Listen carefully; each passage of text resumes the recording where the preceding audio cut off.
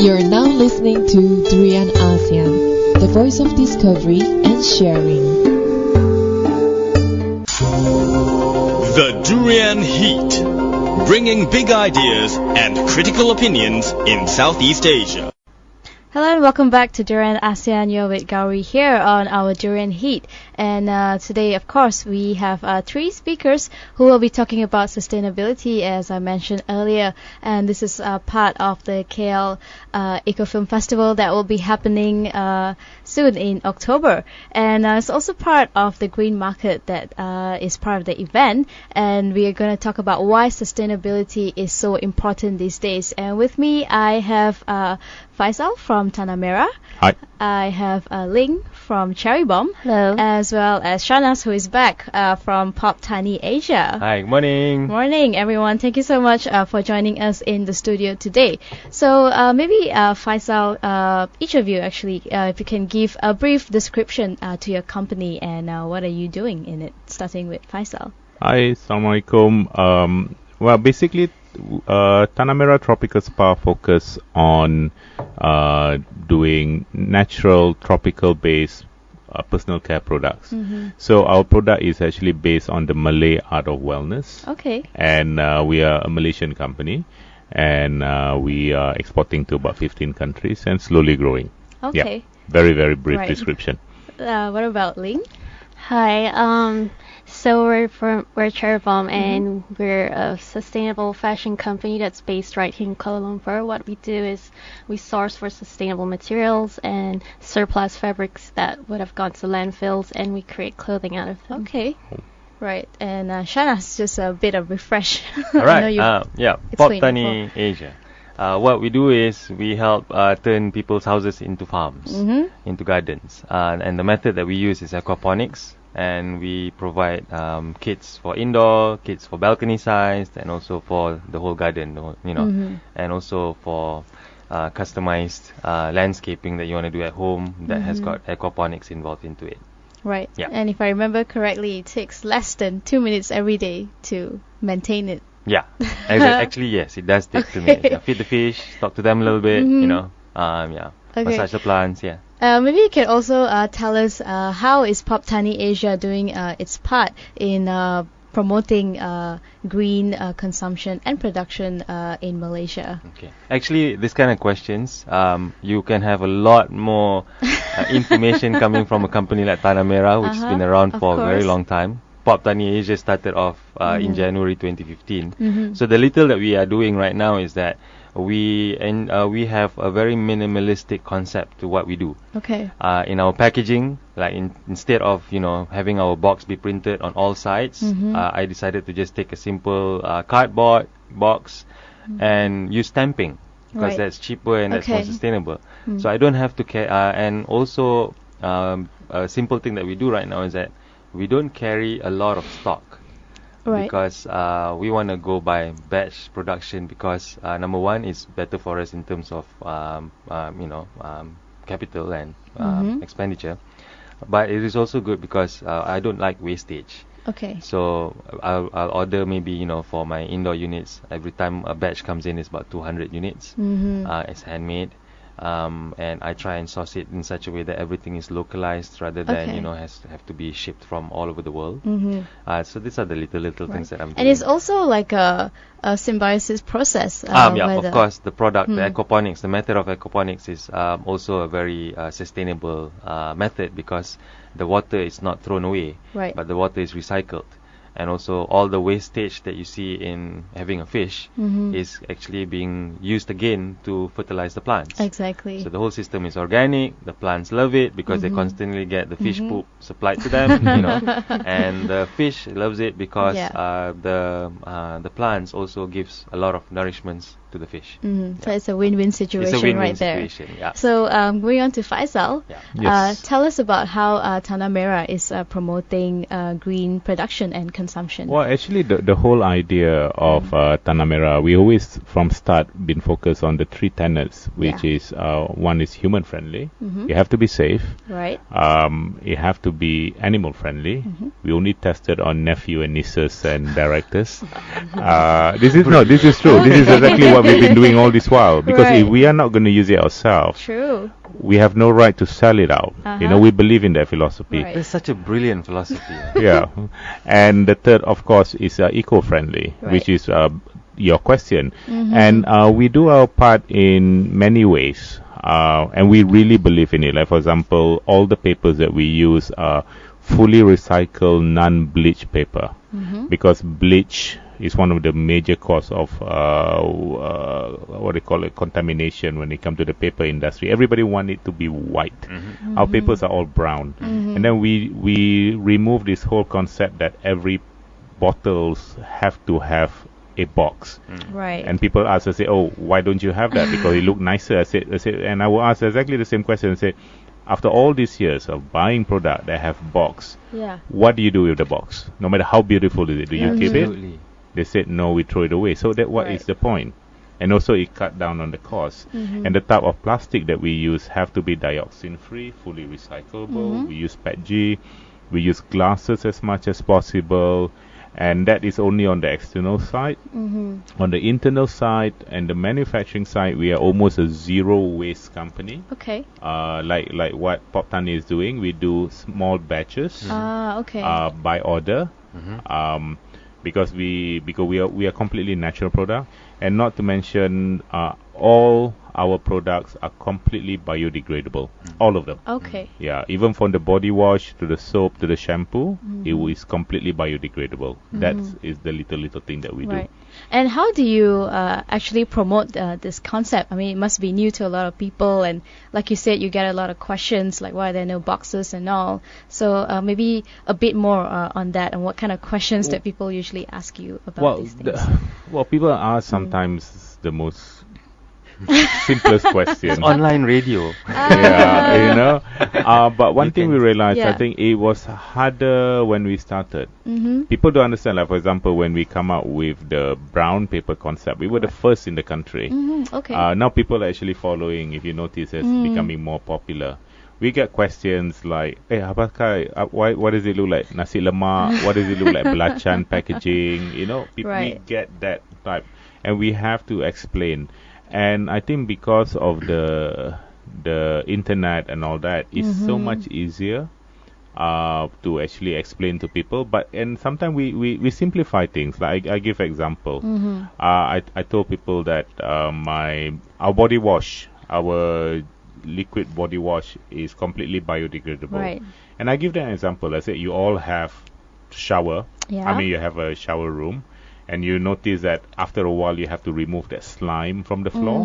The really disgusting slime, you have to scrub it out. Yeah. That is because it's sodium lauryl sulfate. And Right. sodium lauryl sulfate does not break. Okay. Okay, so but if you use Tanamera product, you don't have to clean so often because when you shower, it will break. Okay. Yeah, so simple things like that.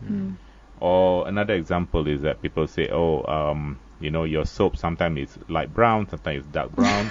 So we turn it around, and instead of it is a weakness in Yeah. a way from the manufacturing perspective, Okay. we turn it around and say, you know, because it's natural. Yeah. When you work with natural product, there's no perfection, there's no standard. So you have to accept that. So we teach people use our weakness and turn it into a strength. That's how we do. People remember that. Yeah. And speaking of Cherrybomb, is an entirely different element altogether. We're talking about fashion here, and of course your tagline, as I saw, was promoting sustainability through fashion. So maybe if you can elaborate a bit more about that. Well, a lot of people, they actually don't know that fashion is the second most polluting industry in the world. So all What's this first? oil, What's first? Oil. yes. Oil. Yeah, of So course. all these chemicals that go into your clothes, a lot Yeah. of people, they don't see the process. It's Of actually course. a long process from textile Bleach, manufacturing. bleach. Yes, the bleach and the dyes, and they're probably not as good for your skin as a natural, let's say, cotton, organic cotton would be. So what we're trying to do is promote sustainability, because right now our environmental resources are being used at an unsustainable rate, and fast fashion, they just keep producing, and people just throw it away because that's what Right. we've been taught, you know, from a consumer Yeah. perspective. I And think they we don't can- know that it's not okay. Yeah.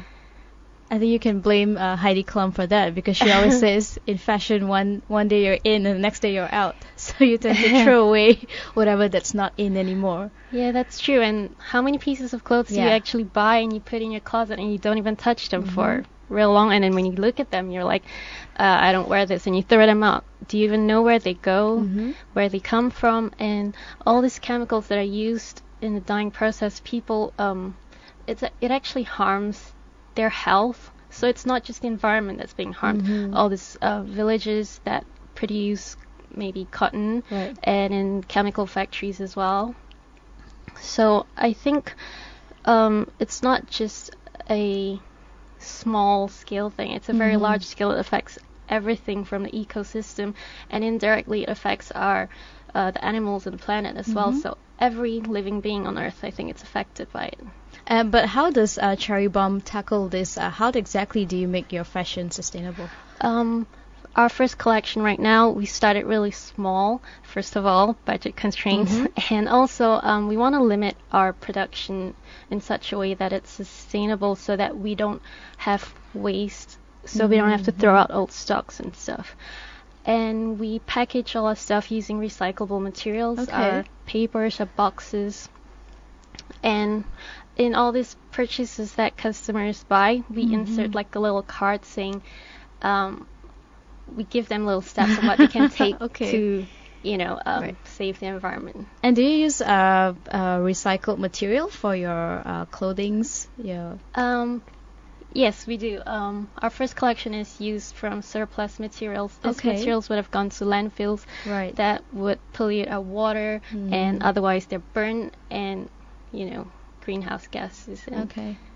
And it's interesting that all three of you mentioned the same thing about reducing wastage, that you make it in batches and you try to control the production, and that's one way to ensure that nothing goes to waste, and also become more environment friendly that way. My next question would be how difficult it is to actually make something that is eco-friendly or sustainable, because I think it tends to involve more work, more research, and definitely a lot of challenges involved as well, especially in terms of cost. Usually the perception is that organic products tend to be more expensive, and also maybe Shanas want to share first? Yeah, it's pretty challenging actually.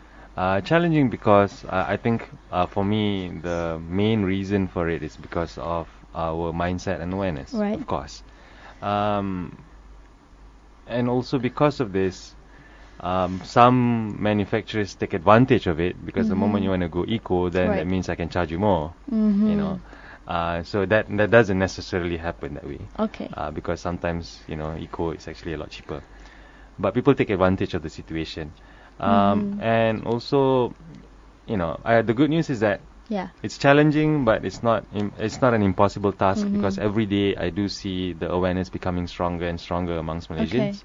Right now, with this whole idea of by the 1st of September, recently we started having our trash separated into categories. I think that is one huge leap for Malaysia.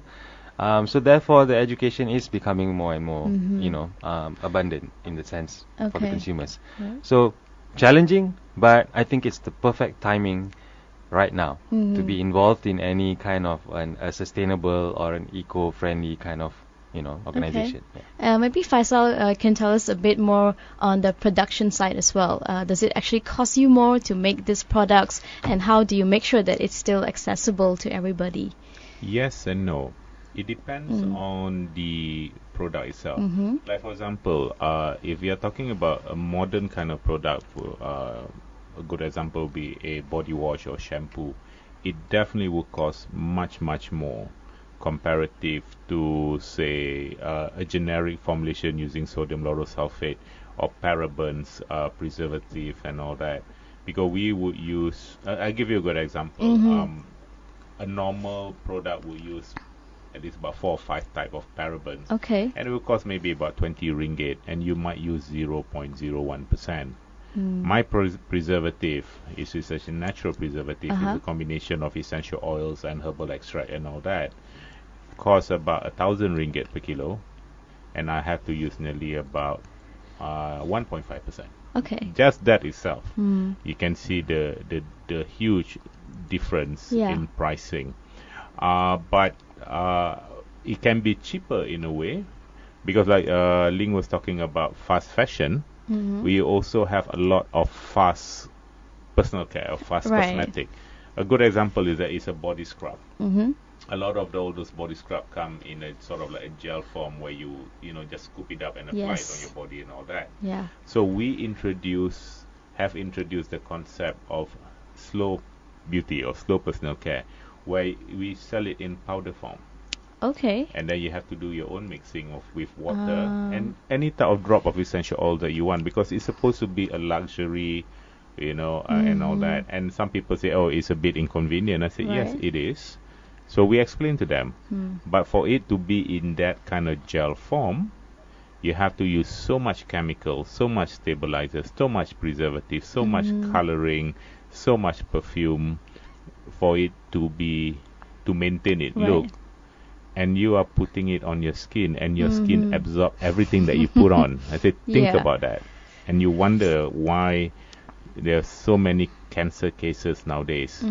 So, and when we turn that into that kind of perspective, then people will always take a few steps back and realize Right. that, oh man, I said, I've been doing it not the right way. Yeah. So we justify there's a reason. Everything that we do, there are reasons for it. So that's what I mean by yes and no. So if it's in powder form, technically it's not that expensive. Yeah. Comparative to gel form product and all that. Okay. And what about Cherrybomb? I noticed that all your prices are in US dollars as well. Does that have anything to do with the fact that the production is more expensive, or? Well, because our customers, we do get customers from US, Okay. and Is it because the market for sustainable fashion is bigger in the US?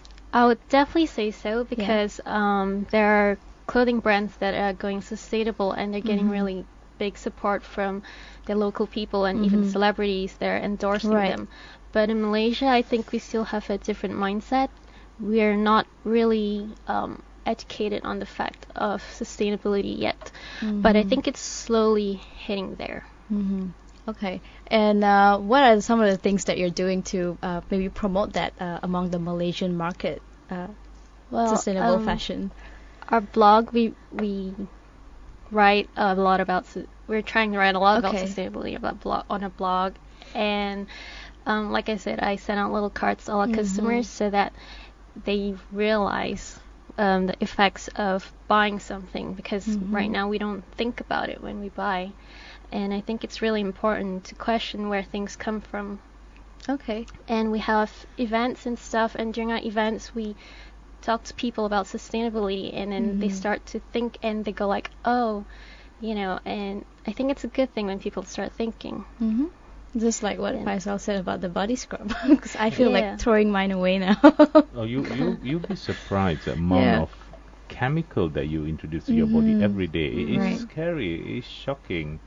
And I remember when I was, because I give talks, and I Yeah. always ask the same question every time I open a talk, because people tend to invite me to talk about the danger of chemicals. Right. And I have this topic that I like called dangerous beauty. Okay. And I asked the question, I said, how many people in the audience knows people that have cancer? A very simple question. And almost, I would say 90% will put up their hand. Okay. I said, when I was much younger, many years ago, to hear of somebody having cancer is like, wow, oh my God, that person have cancer. It's quite rare, huh? It's so rare. But now I say, oh, your auntie just been diagnosed with cancer. I say, oh God, you just it's still the number one killer in the world. Yeah. Cancer and high blood pressure. It is scary. And with all the technology, all the modernity, and all the thing that we have, why is this happening? So something is not right. Something is not. It doesn't gel. You know what I mean? Yeah. So that's what got us thinking. Okay. And when you start putting what you consume, which is food, into the equation, it becomes a lot worse. Right. I mean, those are chemicals put on your body scrubs. Can you imagine the kind of chemicals put on your food? Right. to make it look nice on the shelf all the time. Mm. Can you imagine the amount of chemicals that they put on the apples? Statistically, they said that about 60% of fruits produced in the world Yeah. are thrown away Oh. because it is not perfectly shaped. Yep. Interesting. 60%. So there are no food shortage issue. There shouldn't be any hunger issue in the world. American amount of waste in the American diet, in the American superstore and all the stuff is enough to feed the world's poor Okay. and hungry.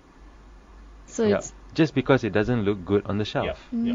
Can you imagine that? interesting. And can you imagine we have balconies, we have a backyard. Some of us have a porch, and instead we have this land that we are not utilizing. Yet we go out to the market, buy, half a kilo or 200 grams or 300 grams of kangkong, which was probably transported to you from a farm somewhere that is about 300 kilometers away. And filled with spray. And let's not Right. even talk about that. 300 kilometers coming to you, and you had to go somewhere and buy it when you have land that you could have utilized. So I think we'll take a quick Yeah, break. sure. When we come back, I'll let Shanas talk more about sustainability in terms of food and Yeah. consumption. You're now listening to Durian ASEAN, the voice of discovery and sharing. The Durian Heat, bringing big ideas and critical opinions in Southeast Asia. Hello and welcome back to Durian ASEAN. You're still with Gauri and I'm here with Faisal from Tanamera. I have Ling from Cherrybomb and also Shanas from Poptani Asia. So earlier we talked a lot about sustainable fashion and also about body and beauty products, and I think Shanas is dying to share some insights with us about sustainable food consumption, and maybe you can explain more about that. Yeah. So I think we have this inspiration came when I read this book. Yeah. The book was called Abundance. The future is better than you think it is. And what was written in this book, part of it was to speak a little bit about the way we consume food and the way food is brought to us. And in this book, what it said was that if every single apartment owner in New York were to convert their balcony into a farm, New York will not have any more food problem. Right. And food price will drop tremendously because now people are not just buying, they are also supplying. So having that thought in my mind, I was taking a look at, hey, you know what? In Malaysia right now, it is so easy for us to buy stuff. It's so easy for us to buy food.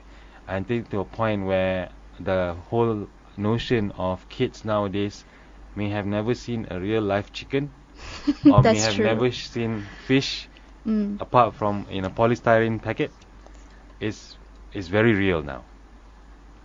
Okay, and that goes back to Faisal's point as well when he mentioned about the food shortage that's been happening. And speaking of that, how is it? I mean, there's so much chemicals involved, like you were telling us earlier, in the transportation, and I think recently also a lot of people complained that they didn't actually know that there were wax layers on apples that we consume. And I think he also mentioned earlier that considering the skin product itself absorbs everything you put on it, and this you're talking about food, things that go directly into your system. And are people aware about these things? I mean, well, the awareness level is increasing. That's good news. Yeah. You can take a look at right now almost every single grocery shop or Tesco and Giant and Village Grocers and so on. More and more of these kind of stores are already having an organic section. Right. Now, I mean, that is a good alternative, but actually the best alternative is to take a look at how you can plant it yourself. Okay. The more you can do that, I think the more organic it becomes, and then the more you can, take a look at, the growth process of things, Okay. you know. Right. Being involved in the growth process of things is what we are supposed to be involved with, you know. And that's So what human beings are constantly Poptani moving. is about as well. Yeah, I mean, we want to take a look at starting from small, you know, starting from from the smallest kid to the biggest garden. Just get yourself involved in the whole process of growing stuff, and I think, you know, psychologically it also helps grow that person too. Okay. Yeah, hopefully. And we also have Yvonne, who has just joined us from Cherrybomb as well. Hi, Yvonne. Hi. So maybe you can tell us more about sustainable fashion. Your colleague has also explained about it earlier, but maybe a bit more on the future of sustainable fashion, and is it something that is growing in Malaysia, and what are you guys doing about it? Yeah, so sustainable fashion now is very popular, especially in Europe and the United States, Yeah. because a lot of companies are actually changing their business models to be adopting this trend. I would say it's a trend because it's well, a lot of companies realize how potentially hazardous their manufacturing is to the environment. So a lot of them have to issue that address. So in Malaysia, we don't really have a lot of big fashion companies that are actually, I would say, directly addressing this issue as well, Okay. because there's no, authority to do it. But as a consumer, we have to be able to know the effects of it and what we can help to achieve, in the long run, to achieve sustainability. So definitely a growing market in Asia, especially in Hong Kong, Japan, where market is more mature there. Yeah, people there are more educated on green fashion and sustainability. Okay. But do you think Malaysians are ready for something like this? Yeah, definitely. We have to be ready. That's for Okay. sure. But it is slow. But a lot of initiatives are taken to aware people about green fashion. So, for example, H&M. So they are doing a lot of campaigns and stuff that can help,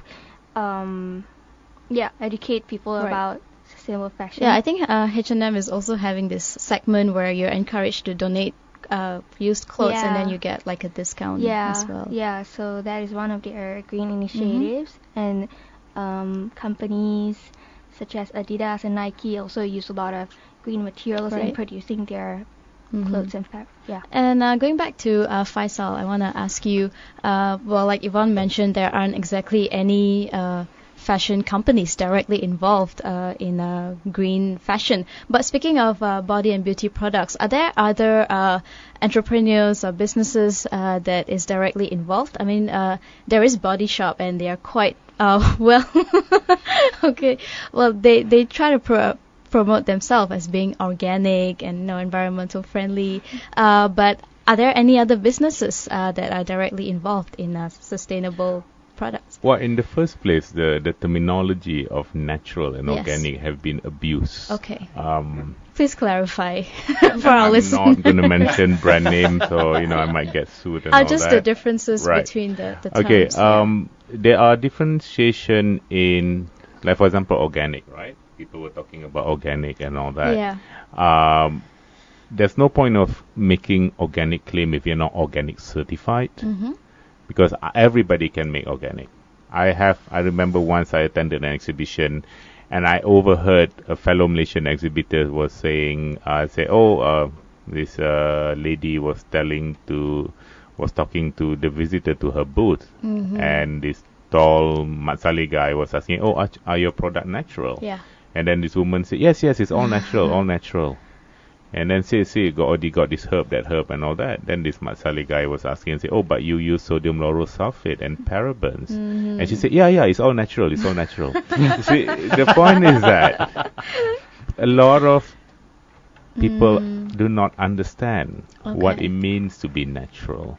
If you have a product and you brand the product Organica, it doesn't make the product natural. Right.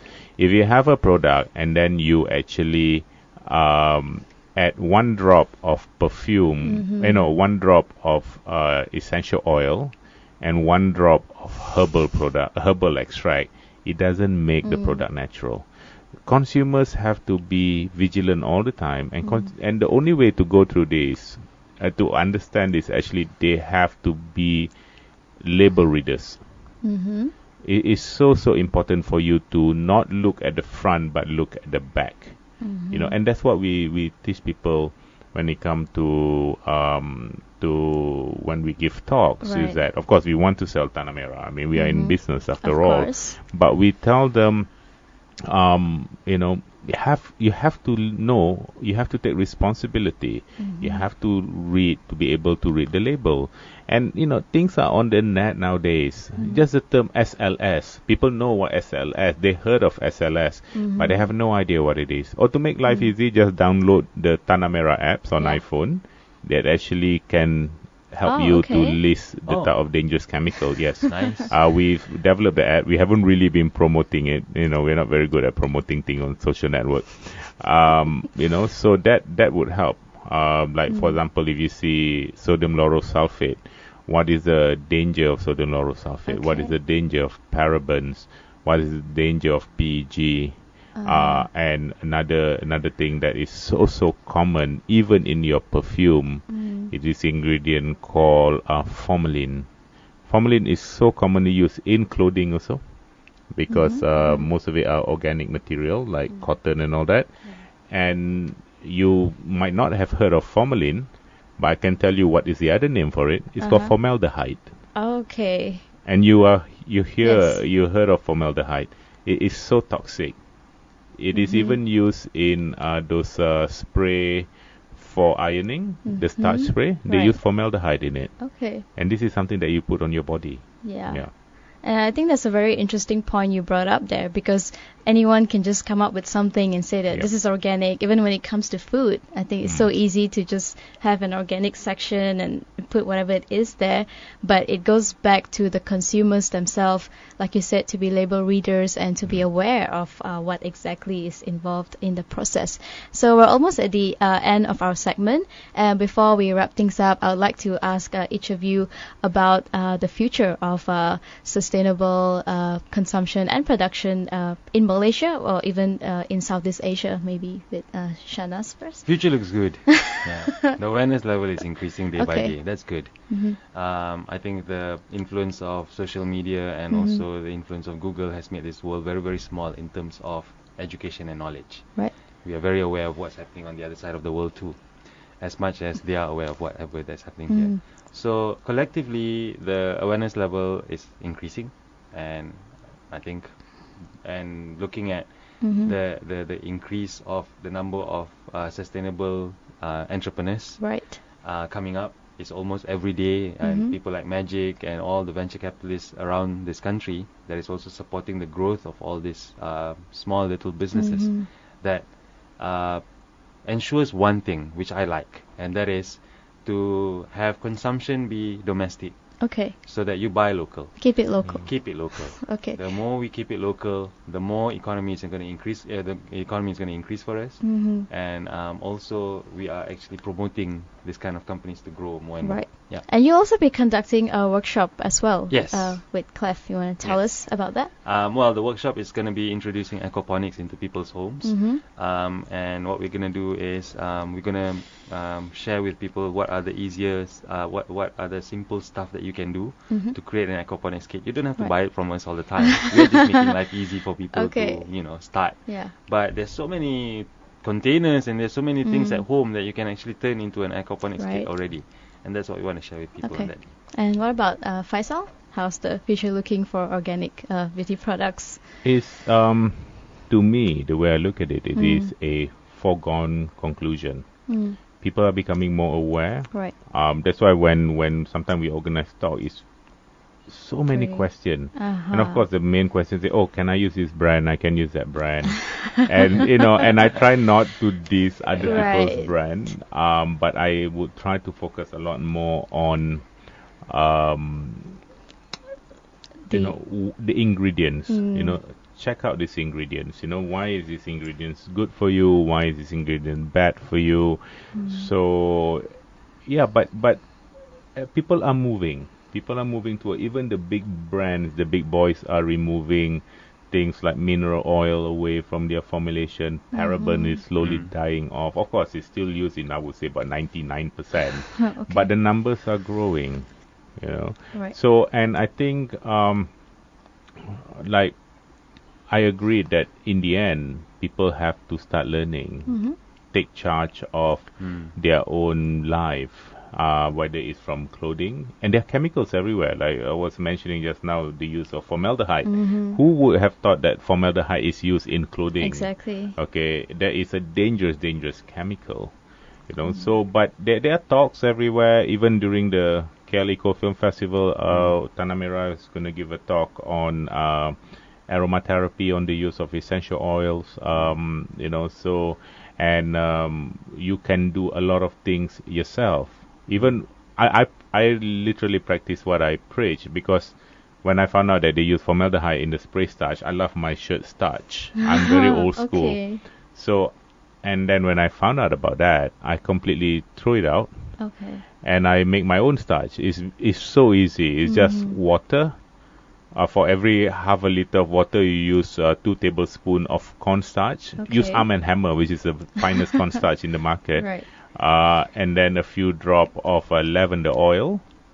And you have to shake before you spray, but it's such a small thing to do. And it costs not even, I calculated, it costs less than 3% of what I've paid before for the cornstarch, for the spray. 3% to maximum 5%. And I use 100% natural ingredient. I can drink it, you know. So you save money. You know, but and I have nicely starched shirt at the same time. Yeah. When Poptani grows up, Poptani wants to be like Tanamera. Oh. Thank you. I still want that t-shirt though. So moving on to Yvonne to wrap things up for us. Tell us about the future of sustainable fashion industry in Malaysia. Yeah, so I definitely agree with what Tanamera and Poptani has to say, that our market is slowly heading that direction. So yeah, it will only be growing. And for sustainable fashion in Malaysia, a lot of designers are picking up sustainable practices in their company. So we think that it's only good because it will help to create more awareness throughout the consumers, and yeah, we hope to be part of it. Okay, part of that effort in promoting green consumption and yeah. production. So that'll be all. Thank you so much, all you guys, for joining me this morning and enlightening us about sustainable production and consumption and how to be more green.